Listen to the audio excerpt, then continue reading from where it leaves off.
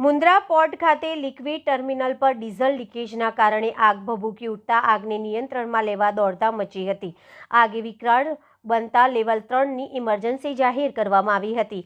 સ્થાનિક ફાયર સમનની ટીમે વિવિધ ફાયર એક્સટિંગ્વિશરનો ઉપયોગ કરીને આગ બુઝાવવાના પ્રયાસ કર્યા હતા। જોકે આગ કાબૂમાં ન આવતા અંતે વહીવટી તંત્રને જાણ કરીને મદદ માંગવામાં આવી હતી। આ દુર્ઘટના અંગે જાણ થતાં જ અધિકારીશ્રીઓએ તત્કાલ ઘટના સ્થળે દોડી ગયા હતા। મુન્દ્રા પોર્ટ તથા આસપાસના ઉદ્યોગોના ફાયર બ્રિગેડે અંતે આગ ઉપર કાબૂ મેળવ્યો હતો। જોકે આ આગ લાગવાની દુર્ઘટનાનો પ્લાન મોકડ્રીલ હેઠળ તૈયાર કરીને વહીવટી તંત્રની પૂર્વ તૈયારીઓનો વાસ્તવિક અભ્યાસ કરવામાં આવ્યો હતો। આ એક મોકડ્રીલ હતી જેના ભાગરૂપે જિલ્લા વહીવટી તંત્ર સહિત એજન્સીઓના સંકલન અંગેનો અભ્યાસ કરવામાં આવ્યો હતો। સવારે 9 કલાકે આગ લાગવાની ઘટનાની જાણ થતાં સલામતી સુનિશ્ચિત કરવા વોર્ડન સેવા ઘટના સ્થળે પહોંચી અને રાહત બચાવની કામગીરી આરંભી હતી। વોર્ડન સેવાઓ, હોમગાર્ડ, એનસીસી, એનએસએસ અને સ્થાનિક પોલીસ ફર્સ્ટ રિસ્પોન્ડર ટીમો, first aid party, house fire party અને રેસ્ક્યુ પાર્ટીએ ઘટના સ્થળે પહોંચીને રાહત બચાવની કામગીરી શરૂ કરી હતી।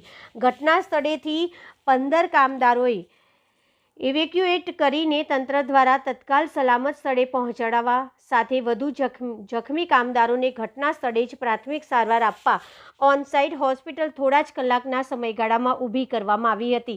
બીજી તરફ આગને કાબૂમાં લેવા ફાયર ફાઇટરની ટીમે પાણીનો છંટકાવ સાથે આગ બુઝાવવાની કામગીરી કરતા 11.50 કલાકે સંપૂર્ણ આગમાં કાબૂ લેવાઈ ગયો હતો।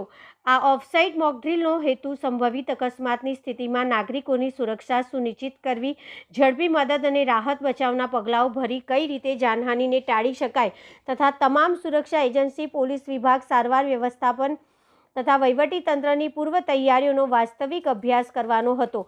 મોકડ્રીલ પહેલા ઉપસ્થિત તમામ અધિકારીશ્રીઓ અને રાહત બચાવના કર્મચારીઓ માટે ટેબલ ટોપ એક્સરસાઇઝનું આયોજન કરવામાં આવ્યું હતું। મોકડ્રીલ બાદ ડીબ્રીફિંગમાં ઉપસ્થિત નાયબ જિલ્લા વિકાસ અધિકારી શ્રી વિજયાબેન પ્રજાપતિ તથા પ્રાંત અધિકારી શ્રી ભગીરથસિંહ જાડેજા એ મોકડ્રીલના સમયે કરવામાં આવેલી તાત્કાલિક કામગીરી અને નિર્ણયો વિશે પોતાના અભિપ્રાયો આપી જણાવીને સમગ્ર મોકડ્રીલમાં ભાગ લેનારી તમામ એજન્સી તથા વહીવટી તંત્ર ટીમને અભિનંદન આપ્યા હતા।